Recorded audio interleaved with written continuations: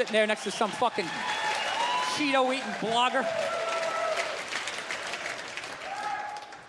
So, yeah, this is the deal. I'm gonna defend my dad here because this is basically what happens when you have a kid. As far as I know, I don't have any kids, but as far as I would think, if you have a fucking kid, what do you wanna do? You wanna improve on your childhood, okay? You wanna keep the shit that your parents did that worked, and then you wanna get rid of the stuff that didn't work. So that was my dad, as fucked up as that was his improvement on his childhood that he never talks about, the way a veteran doesn't talk about going to war, you know? So I figure if that was his improvement on his childhood just must have been something like, don't change his shitty diaper. Let him figure it out for himself.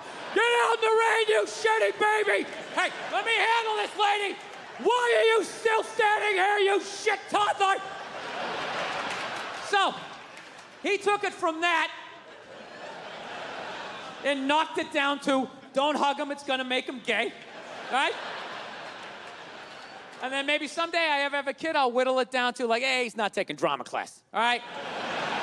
He's not taking drama class because I said so, lady. Let me handle it. I won't fix everything. Yeah, and that's not a homophobic thing either, that I wouldn't send my hypothetical son to drama class, okay? It isn't. I'd let my hypothetical daughter take a drama class, okay? My son can't fucking do any of that shit unless I'm sending him to one of those fame high schools, you know, where everybody's doing it. One of those creative schools. You go to the cafeteria, everybody's like, cottage cheese, what is it made of, right? Like, then he can do all he wants. Then he can do all the fuck he wants. But there's no way I'm letting him do that at a public school with those goddamn animals. He's gonna get the shit kicked out of him. He's gonna come home with his underwear up his ass, and then I have to be the adult and go down to the principal and be like, oh, there's some sort of tomfoolery going on around here. I don't wanna do that. I wanna find the fucking 8-year-old, what is he, this tall? I wanna find the kid that did it to my kid, tip him upside down into some sand or a puddle, anywhere where oxygen is gonna be an issue, right? And just leave him there. Right? And you wait till that one leg just starts shaking so you know he's down to his last breath. And then you turn him upside down, you're upside right, and you grab him by his throat, and you just say something horrific. You ever do that again, I'm gonna beat your mother to death with the family dog. Right? Over. So, yeah, a lot in my life has changed since I last came through here to Atlanta. Yeah, I got married. That's the big thing. Yes, I did. Very happy about that. I'm very happy with that because it was starting to get weird, you know? It's like 45 years old. Oh, my girlfriend. Yeah, we're gonna go out and get some pop, you know?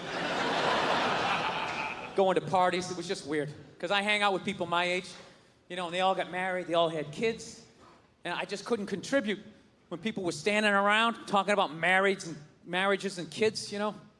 I felt like a little kid. They're sitting there going like, oh, the superintendent of the mayoral candidate will be bi-coastal, bipartisan with the Middle Eastern crisis. And it's an advanced learning program. The deadline's May 11th. You have to stop the bullying with the superintendent of the mayoral candidate.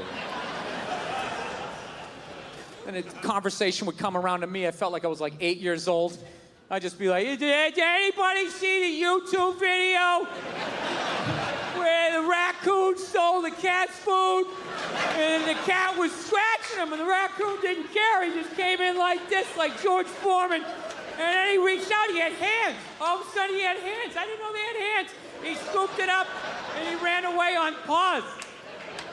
Do you guys know they had hands? Yeah. So now I'm married. So the next move is you're supposed to have a kid, which I would love to do, but I'm 46 years old. I'm just thinking it's too fucking late, you know? Come on, man. I'm gonna have a kid. I'm gonna die of natural causes when the kid's in 5th grade, right? Throwing him a frisbee. We used to use these in the 70s. Do a face plant. My kid's standing there. Mom, Dad's sleeping again. Yeah, I feel hopelessly behind. All my friends have kids. Most of my friends who have kids are cool. But I got a couple of those who think now that they have a kid, like that I don't understand anything anymore. You know those people? most basic shit. Hey, man, it's kind of cold out today. Oh, dude, you don't understand. You don't understand cold. So you got a 2-year-old with a mitten up his ass, and you're trying to get chocolate up the other one's face. It's like, all right, I get it. You have a more complex life, but I still understand being cold, teeth chattering. Kind of lets me know, right? Mine just turned 6. Mine just turned 7. I just feel hopelessly behind. You know? So what I'm actually thinking of doing, I'm thinking about adopting. You know? Yeah. Absolutely. Recycle. You know? Yeah, think globally, act locally. Everything doesn't have to be brand new. You know? It's like when you redo your kitchen. You got custom up top, you got IKEA down the bottom. Right? I'd love to adopt. It's a great thing to do. But if I do it, I'm not telling any of my friends. I'm just going to show up with the kid one day just to piss him off, right? Mine just turned 6. Mine just turned 7. I'd love to just show up with an 8-year-old like dominoes. Yeah. Now I get to tell you what you don't understand. 7-year-old, where do they turn 8? 8 is such a funny age. Terrible, too. Try the instant 8s when just bam, they're just there like... all their issues. Dude, I should do it, though. I should adopt. I think it's a great thing to do. And I already know what I want to get. I do. I want to get like an 07, 08. Always garage. Good dentition. You know what I would love to do? I'd love to rescue some kid that works in a sweatshop. Wouldn't that be amazing? Like, find the kid that made this shirt. You show up at the factory like, hey, huh? Hey, bring it in. Bring it in, you maniac. How you doing? You're going back to the States. L-shaped couch, flat screen TV, get in the car. The rest of you keep sewing. But you, coming home with me. Yeah. Dude, how easy would that kid be to raise? Right? After the hell he's been through, all I gotta do is let him sit down. I am immediately the greatest human being this kid has ever met. Just bring him home. Yeah, man, have a seat. He'd be like, I get to sit down? Yeah, lay down on the couch. He'd be like, it's like a cloud. It's like a cloud.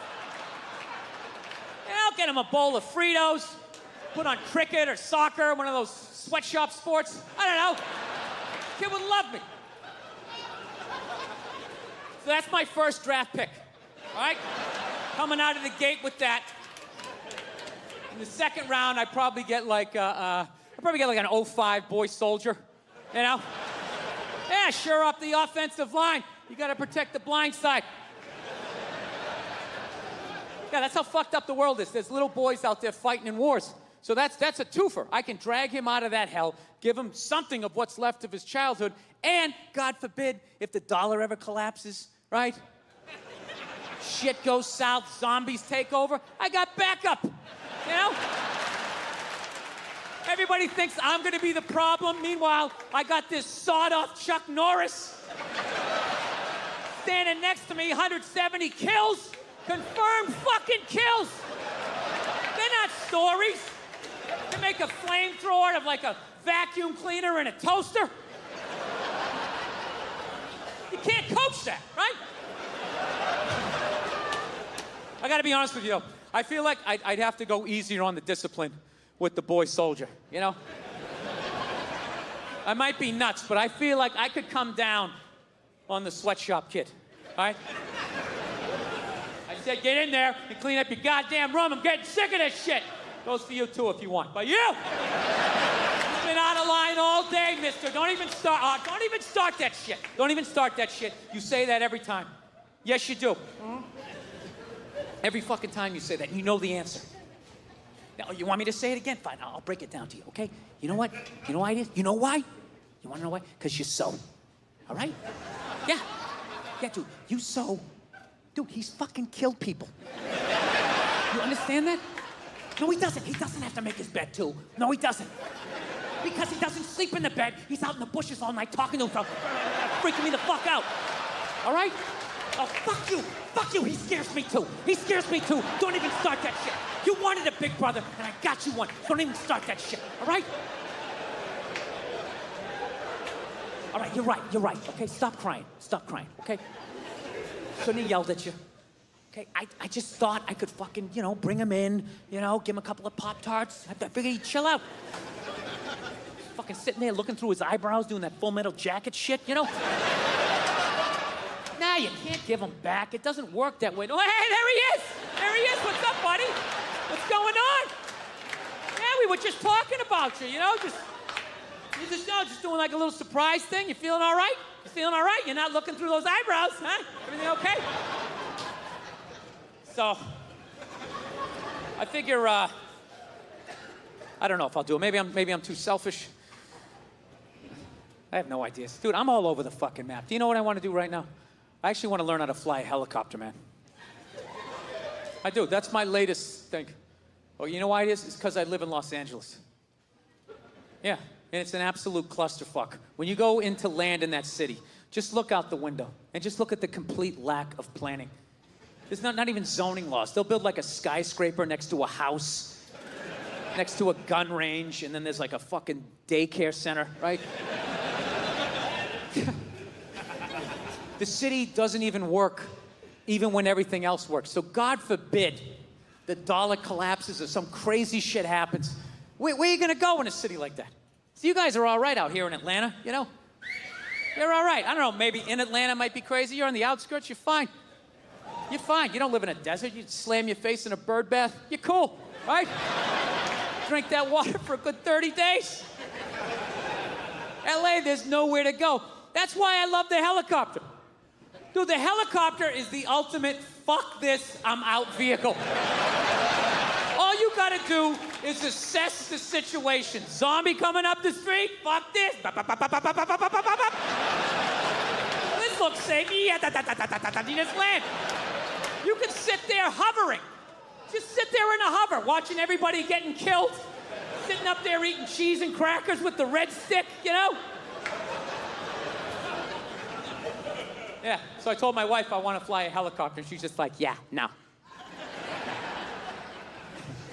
Which I know that came from a place of love, but it still kind of annoyed me, right?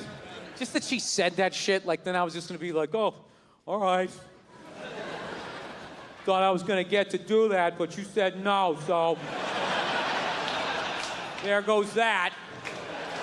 Hey, what other dreams aren't I gonna get to achieve? You're like, do you already know, or do you wait for me to ask? Yeah.